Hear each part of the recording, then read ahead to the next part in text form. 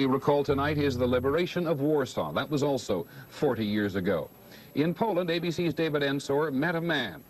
He was there when the German occupation began and when it finally ended.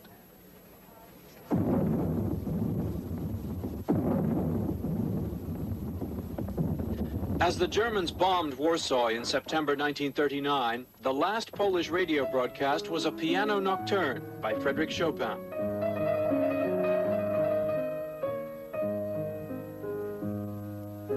It was played by this man, Władysław Szpilman, a Polish Jew who hid as the German troops took over the city. Alone, he escaped the tragic events of the Nazi occupation. My whole family was murdered, 2 sisters and brother and parents. Jews were rounded up after the Warsaw Ghetto uprising. 500,000 went to death camps from the Polish capital alone. Then, in August 1944, a general uprising crushed. The population of Warsaw shipped to prison camps. The city destroyed on Hitler's orders. Poles had started the uprising believing Soviet troops camped across the river would soon join them. They were wrong. The Russians said they didn't yet have enough troops in the area.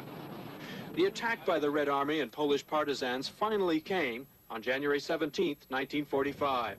Some Poles charged the Soviets deliberately waited until Hitler's army had destroyed the city, and with it the non-communist Home Army.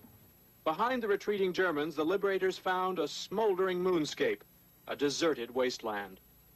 Among the few buildings left standing were those used by German troops. And this one, when the Red Army marched into Warsaw, was one man, virtually the only Pole who survived in this city throughout the war.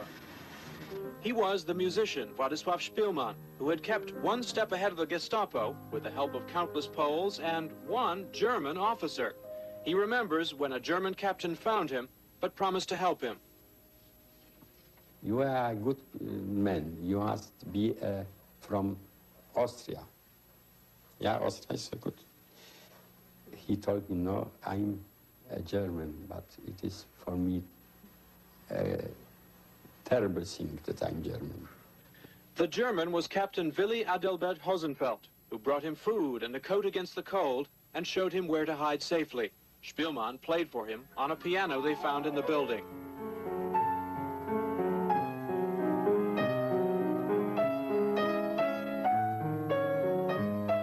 The German captain, who Szpilman later found out had saved several other Warsaw Jews, died in a prisoner of war camp in the Soviet Union in the early 50s. The pianist's efforts to have him freed were to no avail. When Polish radio went back on the air in 1945, its first broadcast to celebrate the liberation was the same piece by Chopin, played by the same man. But as Poland observes the anniversary, Soviet troops remain in the country. A new monument to the liberators needs a constant police guard. Today, there are still Poles who say the music that signified liberation 40 years ago won't sound right to them until the liberating army leaves. David Ensor, ABC News, Warsaw.